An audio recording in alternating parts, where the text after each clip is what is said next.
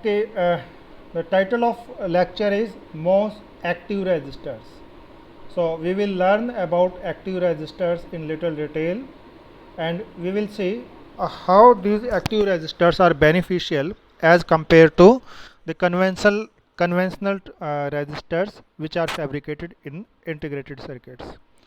So normally in integrated circuits we have diffused resistors, and diffused resistors, they have a structure like this. You know, in a resistor there is a strip.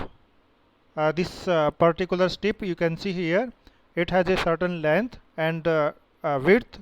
So this length and width gives its area, and it has certain resistivity also. So the resistance offered by this strip, that is rho into L by A. A, of course, here in this type of structure, A is L into W, right? So this is formula for calculating the value of resistance offered by this particular strip, and there are metal connections, one connection on this side and one connection on this side. So these are metal pads. With the help of these metal pads we take the connections. And in the semiconductor, if we see the side view, this implementation look like this. So we have a for example, in this figure we are starting with p-type substrate, and in this p-type substrate we are making this n plus diffused region. So this part is created using diffusion process.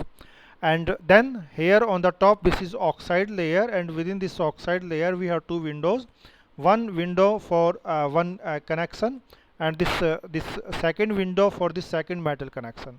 So that way we obtained two connections. With the help of these connections we can use this diffused resistor into the circuit, and resistivity of this portion, that is controlled by the amount of doping. So the rho is controlled by doping. I mean rho that depends on the doping density into the semiconductor, right? And L and A, they are similar to this first figure. So that way we obtain the desired value of resistance. And if we want to go for large value of resistance, normally what happens, for large value of resistance we try to increase L length, because rho have some limitations. We cannot increase rho beyond a limit, because if we want to increase the rho we have to decrease the doping into this particular portion. So by decreasing the doping here, of course we can increase the resistivity, because less doping means less number of carriers, less number of carriers means more resistivity. But the even if we decide not to dope any impurity here, we expect that that should give us very high value of resistivity, but that doesn't happen, because some impurity is always present into the silicon crystal, and those impurities will provide some carriers, and because of those carriers the current will be there into this portion, and so we cannot achieve very high value of resistance by increasing the resistivity or by decreasing the doping density.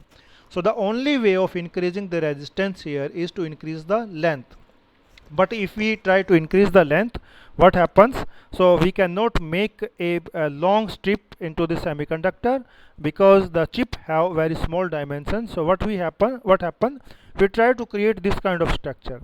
So this view is from the top side. So this is one connection, and this is second connection. So second connection. So resistance is between these two connections, connection number 1 and connection number 2. So that diffused portion, that is formed in this kind of structure. So that way we get very like you can say a long diffused area, so that we can have a large value of resistance. But remember, even if we are fabricating it like this, it is occupying some area on the silicon chip. For large value of resistance it occupies more area. So large resistor means large surface area is occupied onto the silicon. So if we have this kind of structure, so it has certain dimensions, like suppose this is A dimension and this is B dimension, then the area occupied by this is A into B. So large resistance means large A into B. So that way area keep on increasing if we have to fabricate large value of resistance. So the solution of this problem is to have a different structure which can provide us large value of resistances without increasing the surface area. And the solution is active resistors. So in case of active resistors, we use some semiconductor device to implement the resistor, and if we do this, the advantage which we get is it is possible to have large values, and the large values also will occupy less area in the silicon as compared to the diffused resistors.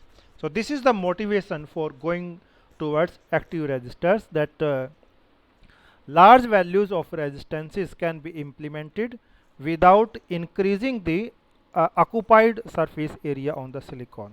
So that way we can save a lot of area on the silicon, and we can increase the device density. So in the next slide we will see how to implement a active resistor. In brief, we already have studied about the active resistor in the previous class. So here we are repeating these discussions again, and then we will add on new concepts which are related to active resistors. So in the last class you have seen that if we connect a MOS device like this, so this is gate terminal and this is source terminal and this is drain terminal. So the gate is connected to drain. It means gate voltage and drain voltage is same, and that is your VGS, that is equal to your VDS. VDS is your drain source voltage and VGS is your gate source voltage. Since gate is connected to drain, gate voltage becomes equal to a drain source voltage. And if we have PMOS, then connections will be like this. You see here, this part is source here and this part is drain. So the gate is connected to drain, this terminal here. This is the case of PMOS, and this was case of a NMOS device. So you know how to differentiate between NMOS and PMOS. If this arrow is going out, then it is NMOS. If this arrow is going in, then it is PMOS. Sorry. So now if the connections are made like this, then this arrangement is equivalent to this kind of resistor. So you know what happens here. A resistor which normally is part of a circuit, it have suppose higher potential at this particular node, and this terminal have lower potential. So current flows from high potential to low potential. Direction of current is indicated here. So this arrangement of device that is used to replace this resistor here, right? So this particular connection of MOS device can be used to implement a resistor. That's what we are going to discuss. Now when drain is connected to gate, then the transistor is always in the saturation region, because your drain source voltage is definitely greater than gate source voltage minus VT. You can see here your drain source voltage is equal to gate source voltage. So that way you can see that your VGS, instead of VDS you can write VGS, that is definitely greater than your VGS minus VT, that we discussed in the last class also. So since this condition is maintained, so we can say that device is always in the saturation region. And if you look at the IV characteristics look like this. So you can see here the characteristics are not perfectly linear. So if you have this kind of ohmic resistor, so what kind of characteristics you get? The characteristics which you get that are like this. So V is here and I is here. So you get perfect linearity. It doesn't matter whether the voltage is negative or positive. it doesn't matter the magnitude of voltage, the slope of line is always same, and the slope gives you value of resistance. It means the resistance offered by this resistor is always same irrespective of the amount of voltage applied to it. But when we use this kind of a MOS arrangement, you can see IV characteristics look like this, and they are not that much linear. So if we are using this kind of MOS arrangement to replace a resistor, you have to limit your operation within a voltage range. So within that particular voltage range, if you are using it, maybe you get a linear curve here, linear curve here. But if you are using this resistor in the entire voltage range, maybe a negative voltage or positive voltage, and even in case of positive voltage, if you are moving from one location to other location, you will see that slope is changing, and you can say that resistance value is also changing. So if you are using this kind of arrangement, MOS arrangement for resistor purpose, you have to define or you have to limit the voltage range where you are going to use it as a resistor. Now next step is to find out the value of resistance offered by this device. For that, there are two different approaches we discussed in the last class: large signal model and small signal model. Large signal model means we have to use the equation of current which is part of a large signal model. Now two equations are there. One equation was for saturation current and one equation was for ohmic region. So here we already have discussed that your VGS, gate source voltage, definitely is greater than VGS minus VT. Now your VGS is your VDS, so you can say VDS is greater than VGS minus VT, so the device is in saturation. So we are going to use the equation of saturation current. So I is the amount of current which is passing through this device. That I is your actually ID, and that ID is given by this expression in saturation region, and it can also be written like this: this K prime omega by L, this portion is actually your beta. So we have indicated that this I is beta by 2, and you are already familiar with these terms, VGS minus VT. And here remember, this VGS is actually your VDS and VDS is actually your V. V is the voltage which is appearing across this resistor, and V is the voltage appearing across this resistor also. So this is actually your VDS. So this equation was the equation of current as a function of V, and you know that most of the time we prefer to write the voltage which appears across the device. If you want to find out voltage which appear across this resistor, that is actually your VDS here in the MOS arrangement, or you can say that is your VGS, because VGS is equal to VDS and that is equal to V. And from this equation you can find out this, you can take out this V out, and that equation of V will be given by this. So just by solving this equation of I, you can find out the equation of V. Now our target is to find out the value of resistance. So value of resistance or value of conductance, whatever you prefer to call it. So here we are writing this G. G is your conductance, and conductance, you know, that is curly I over curly V. So what you have to do, you have to differentiate this equation of I with respect to V. So from this equation you have to find curly I over curly V, and V, I told you, that is your VGS, right?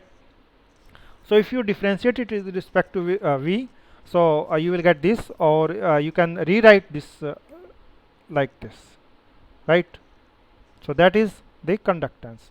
So you can see here this conductance depends on K prime, it conductance depends on W by L, it depends on V. V here, you remember that V is actually your VDS or your VGS.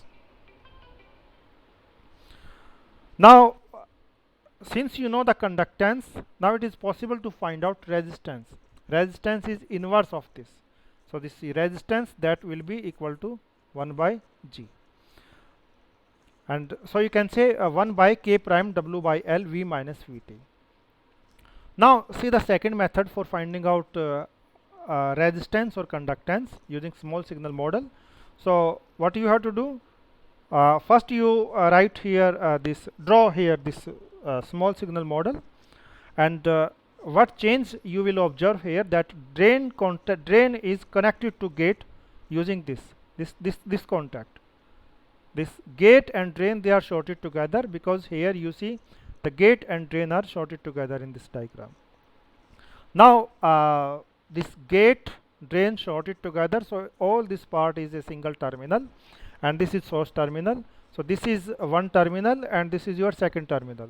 So the V which appears here between terminal 1 and terminal 2, that appears across all these three components because they are in parallel. So let's find out the conductance here. The total conductance between D and S terminal, or between first and second terminal, that is parallel combination of this GM, this GMB, and GDS offered by this section. So here it is indicated as RDS, but you can represent it by GDS also. So all these three conductances, they are in parallel, and you know the conductances, if they are connected in parallel, they are added together like this: GM plus GMBS plus GDS. If you see the values of GMBS and GDS, they are very small as compared to GM. So what you get here, that is GM. GM is your transconductance. So the G out means the net conductance between terminal 1 and terminal 2, that is equivalent to your GM, means transconductance of the device.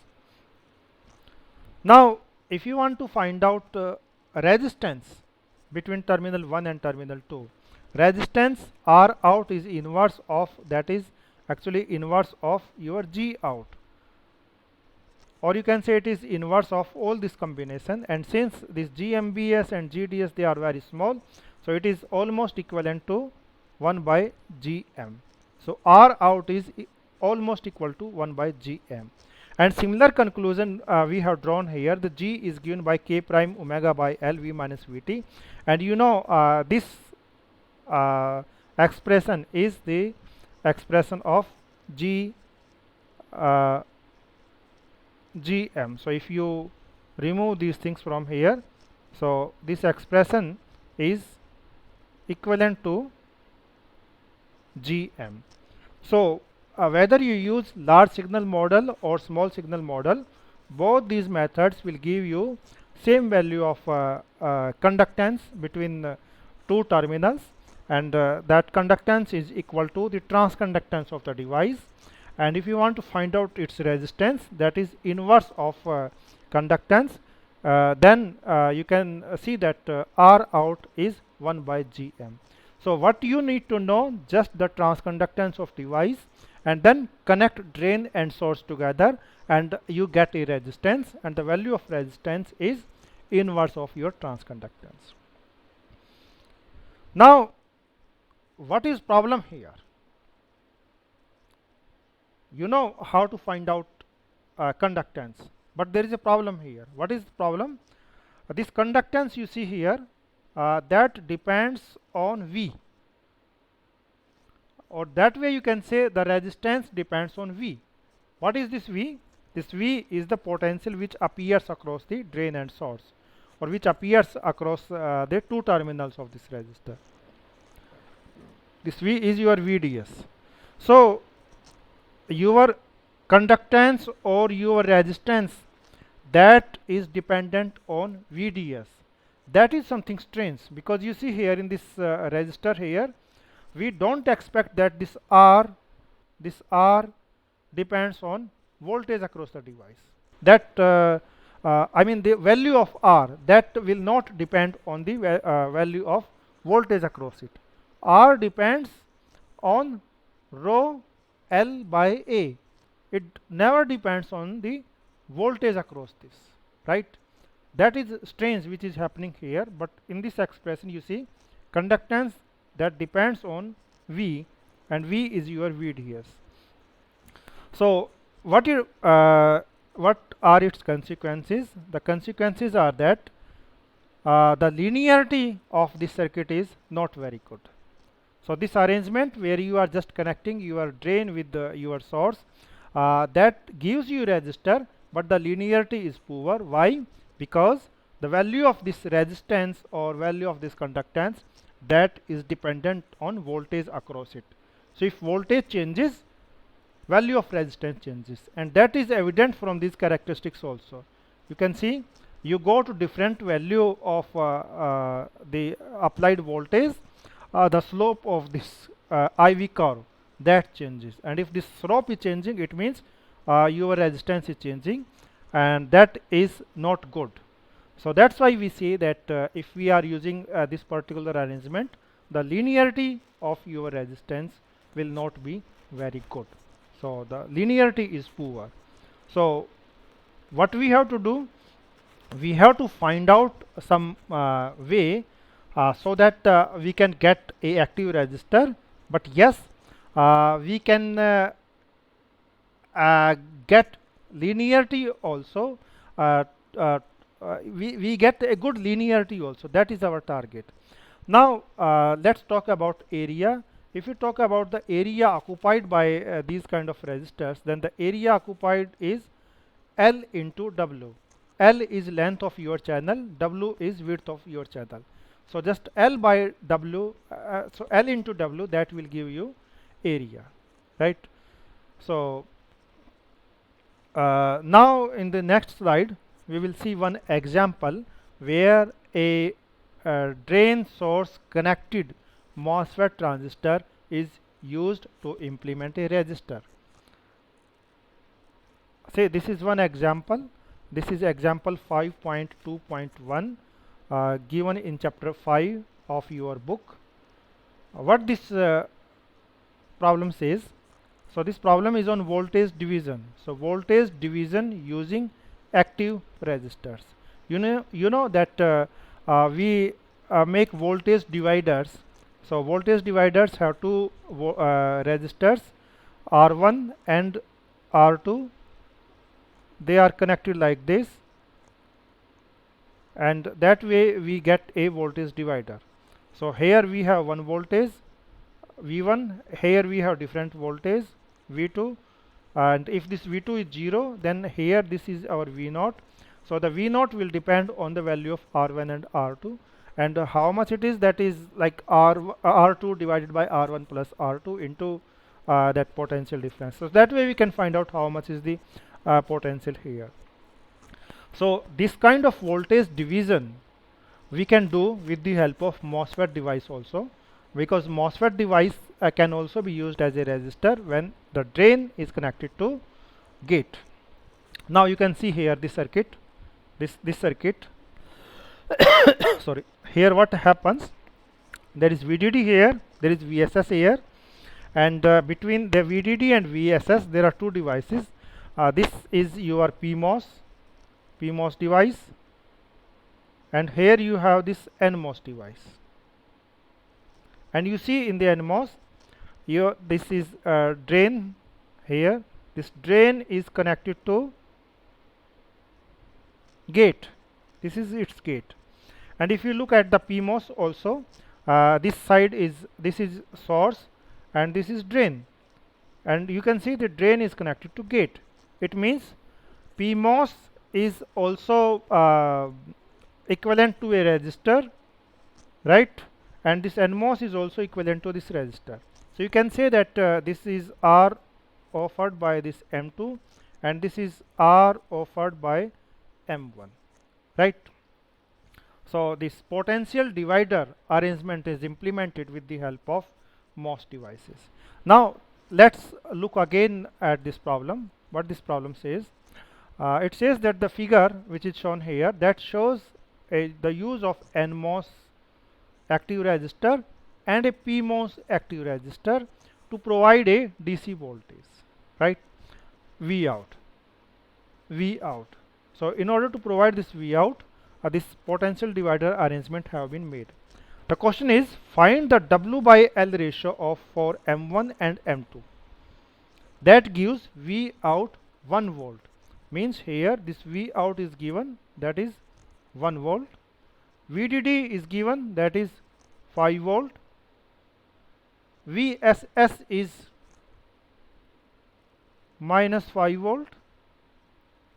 How much current I passes through the devices, that is also given.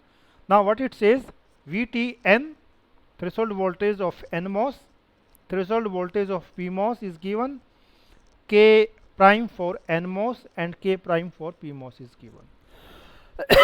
Sorry. What we have to do, we have to find out the W by L ratio for M1 and M2, right? How we will solve this problem? So we know that how much potential is appearing across the NMOS. The potential across the NMOS, you can see, that is 1 volt here on the top and minus 5 volt here on the bottom side. So that way you can see approximately 6 volt is appearing here. 6 volt potential difference exists between these two terminals, right? So, and you know how much current is passing through the devices? Current is also given here. So you know the equation of current, and that you can use here. The devices are in saturation. Devices are always in saturation. Why? Because we already have seen in the previous slide, if gate terminal is connected to drain, device is always in the saturation. So we have to use the equation of current which is applicable for the saturation region. So let's see how the solution is obtained. See, both bulk are connected to their respective sources, so that body effect has no influence. So it is not shown here, but it is specified somewhere that the bulk terminal is connected to source. So VBS is 0. So we need not to consider the influence of VBS here. Now also since VDG is 0, both transistors are saturated. What it means? VDG 0 means potential difference between drain and gate, that is 0. Why? Because drain and gate, they are connected together here. You can see here in the arrangement, the gate and drain, they are connected together in case of both the devices. So VDG, drain gate voltage, is 0. Now since the current through both transistors must be same. Why? Because these two arrangements, they are connected in series. So the current through both the devices should be same. And VDS1 and VDS2, that are also defined. For example, here V out is given 1 volt, VSS is minus 5. So VDS1 is 6 volt and VDS2 is 4 volt. So VDS2 here you can see this VDS2 is 4 volt. Why? VDD is 5 volt and V out is 1 volt. So the difference, this VDS2 actually is your VDD minus V out. That is VDS2 means voltage across drain source of the second M2 device, and that is 4 volt in this case. So VDS1 is defined, VDS2 is defined. So we can solve it very easily for W by L ratio. So how? Because we know the current is ID, that is given by this equation, device is in your saturation. Your VGS is your VDS and VT is your VT. So first you solve for M1, then you solve for M2. When you solve it for M1, what you will get? ID is equal to K prime N W by L, because this M1 is your N device, and then here you have to put VDS1 because VGS is your VDS minus VTN, square of this.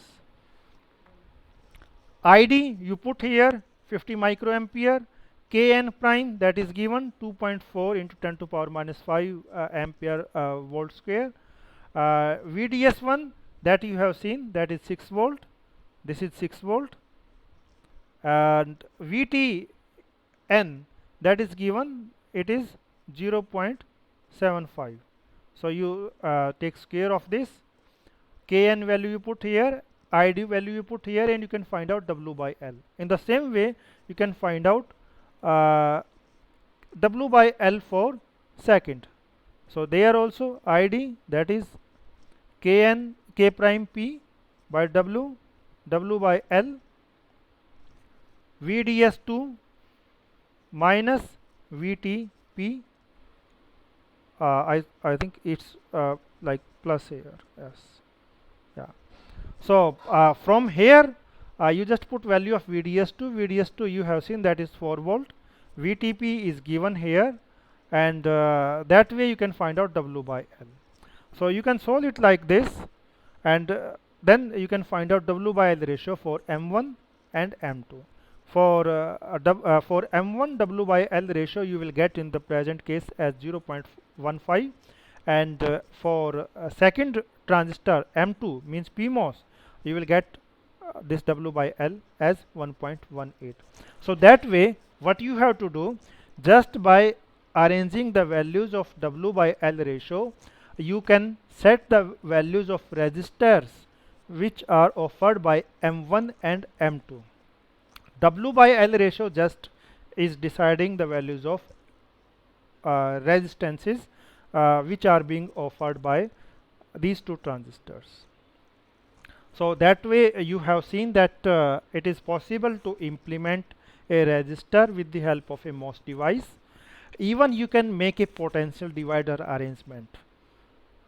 In this particular example you have seen it, and this kind of implementation of potential dividers is very useful in the design of amplifier circuits, because you know when you design amplifier you do the biasing with the help of R1 and R2, because there you use a potential divider method to bias the transistors.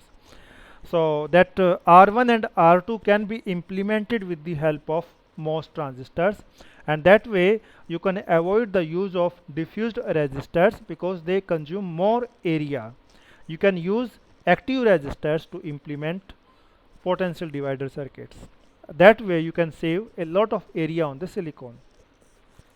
Now we will see one more circuit arrangement which you can use to implement a resistor.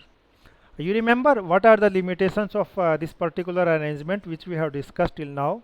The linearity was not good, means the value of resistance was dependent on the value of voltage which was appearing across the resistor. Now we will see a different arrangement where we can eliminate the effect of VDS. So in the earlier case you have seen G or R, they were dependent on V, which is voltage across the resistor, and that V was actually your VDS. So the value of resistor were dependent on the VDS value. So now we will see how we can eliminate the effect of VDS, and for that purpose what we do, we connect two parallel MOSFET transistors. So the two parallel MOSFET transistors are connected in such a way with some additional components, so that the effect of VDS is eliminated and your resistor become independent of the applied voltage. So the circuit look like this. Here you see again we have used two MOSFET transistors, and both are NMOS transistors, M1 and M2. You can see here the outside arrow, it indicates both transistors are NMOS transistors, and they are connected parallel, means the drain of M1 is connected to drain of M2, and source of M1 is connected to source of M2. So they are in parallel. Now between the gate terminal of M1 and its drain terminal, we have connected a voltage source VC. Similar kind of voltage source is connected between the gate and source of the second transistor M2. So you would ask that here how it is possible to get benefit of area, because now we are using two transistors. But I tell you, still even if we are using the two transistors, the total area occupied by these two transistors will be less as compared to area occupied by diffused resistors in case of high value of resistances. So even the two transistors, they will give you benefit of area on the silicon. So now let's understand how this particular arrangements eliminate the effect of VDS, and if we want to calculate the value of resistance, how to calculate the value of resistance offered by the circuit arrangement. Now you see here, I is the amount of current which is going into the device, or in device here means this entire circuit, and same I will come out here, right? So all this arrangement will give you effect of a resistor. You see here this resistor. So all the circuit is there to implement this resistor here. I is the amount of current which passes through this resistor, and V is the voltage across this resistor. So I, if you look at this circuit, I current that divides into two branches, I1 and I2. So if you want to find out the total current, first you find out what is I1, and then you find out what is I2, and add these two currents together. That will give us total current into this uh, active resistor. So let's find out I1 first. So ID1, I1 is actually your ID1. So that passes through this M1 device. So that will be given by K prime N, because this is NMOS device, W1 by L1, right? These are parameters for M1 device, and this VGS1 minus VT into VDS1 and this. So here we are considering that the devices are in ohmic region. So that's why we have used this equation of current, which is valid for ohmic region. Now put the values of VGS1 and other parameters in this equation. So here what change we have made? Instead of this VGS1, we have put VDS1 plus VC. So the gate source voltage is the voltage which appears between gate and source. The source terminal is here. This is your source terminal. So the voltage VGS appears between this gate and source. So how you will calculate this VGS? You see here, this VGS is actually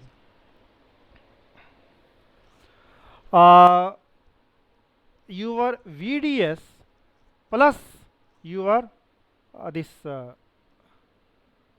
VC. So you see here, so this is drain terminal. So the voltage here is actually your drain source voltage.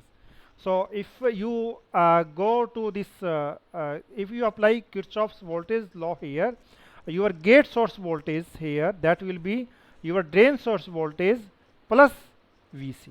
So that we have done here, drain source voltage plus this VC. So whatever drain voltage you are getting here, that voltage plus this VC, and you will reach to this gate terminal, and if you measure this gate voltage with respect to source, that will be equal to this VC plus VD. So VDS1 plus VC. So all other parameters, they are remaining same. Now you can rearrange it. You can open these brackets. So this VDS1, if it multiplies this VDS1, and you will get VDS1 square, and that VDS1 square, and there is VDS1 square by 2, means half VDS square. You solve it, you will get plus half VDS square by 2. And now this portion VC minus VT into VDS, that is kept same here, right? So what we have done here, this VDS1 minus half of this VDS1 square. So what you will get, these two terms will give you this particular, this part VDS1 square half, and this part that remains here as it is, right? Now in the same way you find out ID2. ID2 will be given by this equation, because this device is also in the ohmic region. So VGS2 means gate source voltage of second transistor, its threshold voltage. VDS2 means drain source voltage of the second transistor, and this parameter. Now if you simplify it, what you get here, the simplifications are like more easy, because here gate source voltage is equal to your VC. So instead of gate source voltage 2, we have put here VC. only this much replacement is sufficient because your VC is directly connected between gate source voltage. So here you need not to look at drain voltage and those kind of things. So just replace this gate source voltage by VC because this battery is directly connected between your gate and source terminal, right? And that way you now know the value of ID1, you know the value of ID2. So if you want to find out the total current I, that which is sum of ID1 and ID2, you just add these two equations together. So ID1 and ID2, if you add, what you will get? K prime omega by L, that will be common, and it is appearing here in this equation. And since you are adding these two, what will happen? This VDS and VDS square by 2 and this VDS square by 2, they will cancel. Why? Because we are assuming these two transistors are matched transistors. It means VDS1 that will be equal to VDS2, because both these transistors, they are connected in parallel. So their VDS1 and VDS2 are same, and they are matched transistors also. So what left behind? This VC minus VT into VDS, and here also there is VC minus VT into VDS. So this is part 1 and this is part 2. So part 1 and part 2, they will be added together. So that's why this this numeric value is coming here. It becomes 2 into VC minus VT into VDS2. So VC minus VT into VDS is there, 2 is here, and this K prime W by L, that was common in both these terms. So that term is appearing here as like this. So just by adding ID1 and ID2, you will get this value of current. So now you can see the current through this parallel arrangement of MOSFET devices, that is given by this equation. Now our purpose is to find out the resistance, how much resistance is offered this. So for that we have to simplify this equation of current little bit more, and then we can find out the ratio of current and voltage. Now this part K prime W by L, this part has been named as beta. So many times we use beta parameter instead of writing all these things K prime W by L. So just this part is replaced by beta here. So now we have a equation of current which relates the current through this arrangement and the voltage VDS which appears across this arrangement. That is actually your V which appears across this. Now from this we can find out R, because R is actually ratio of ratio of voltage and current. R is your V by I from Ohm's law.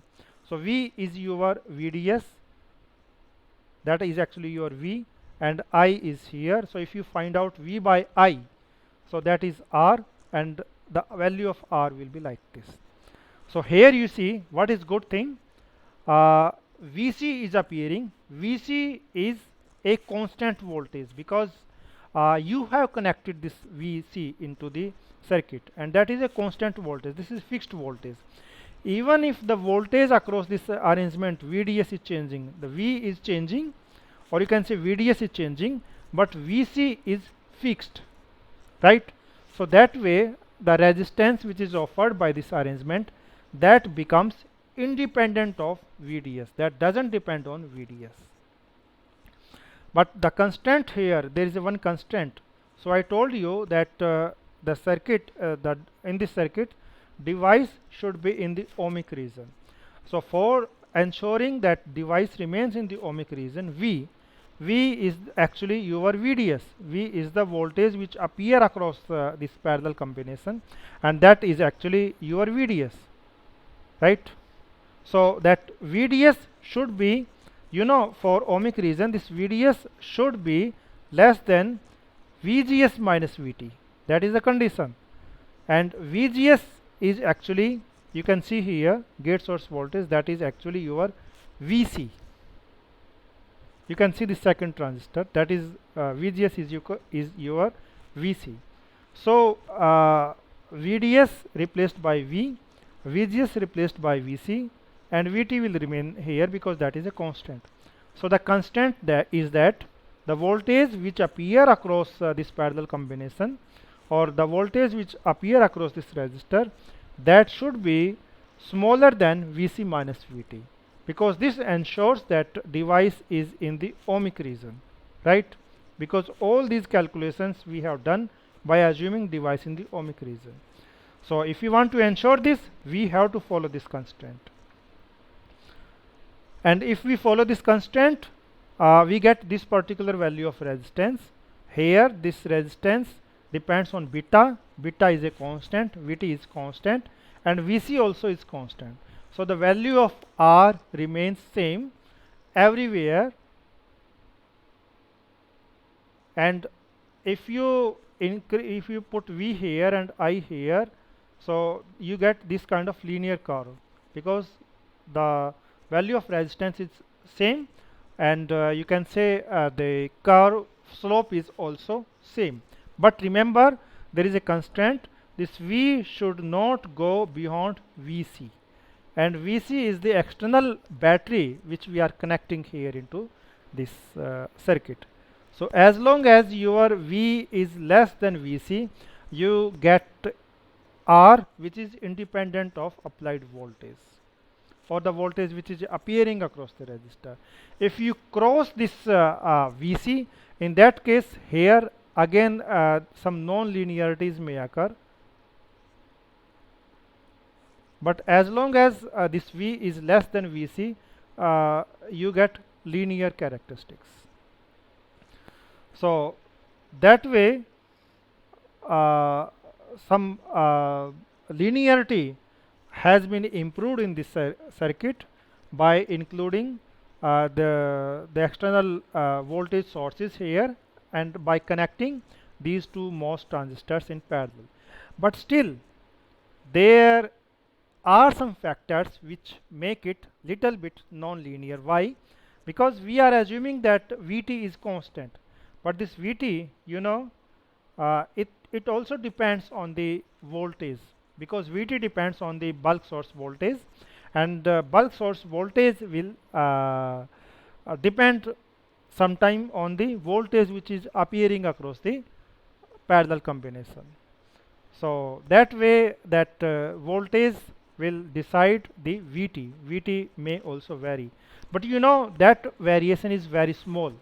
But if we want to make our circuit better, we have to eliminate all such kind of dependence. So the dependence on Vb through Vt is still there into this resistor.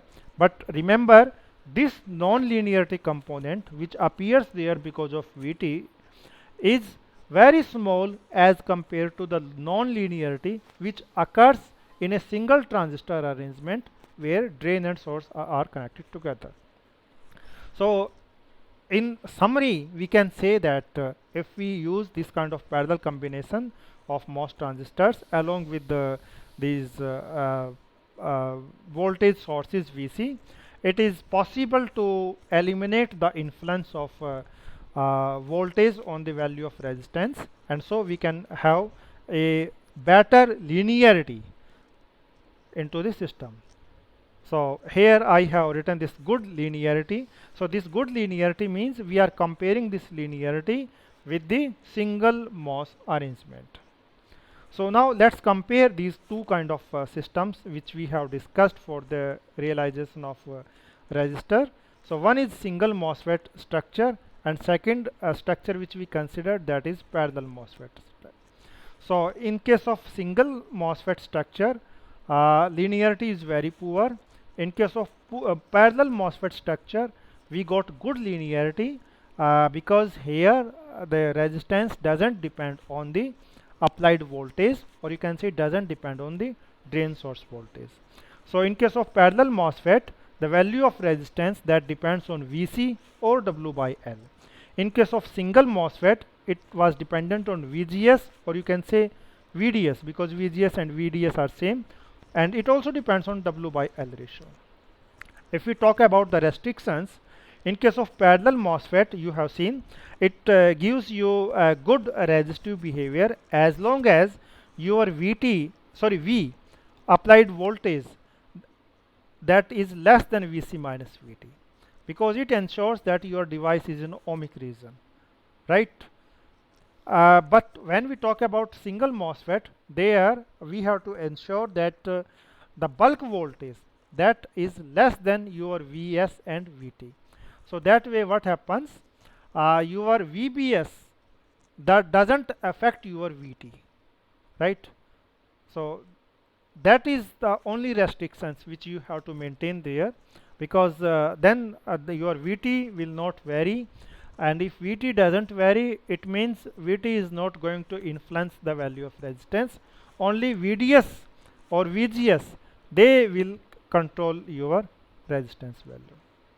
But remember, controlling the resistance value by VGS and VDS is not a good thing, because that is the voltage which is appearing there, and this voltage will keep on changing. For example, if we are using AC circuit or AC signal, you know the voltage keep on changing, and if that voltage is fluctuating, it means the value of resistance will also fluctuate. So it is not good thing to use that kind of arrangement for implementing the active resistor. But you will see that the single MOSFET is the most popular arrangement, because it is very simple to implement. You will see in the coming lectures that when you design a amplifier using MOSFET transistors, the RD resistance which decides the gain of amplifier, that RD will be implemented using the single MOSFET. Your R1, R2 and other biasing resistors, they will also be implemented with the help of the single MOSFET arrangement, because it's very simple. So I hope that now you understand what are the active resistors and why we are interested into the active resistors. So we are interested in them because they occupy very small area on the silicon, and we can implement any value of resistor just by changing its W by L ratio. So I hope that now you understand this concept in more detail, and if you have any doubt, you can discuss with me.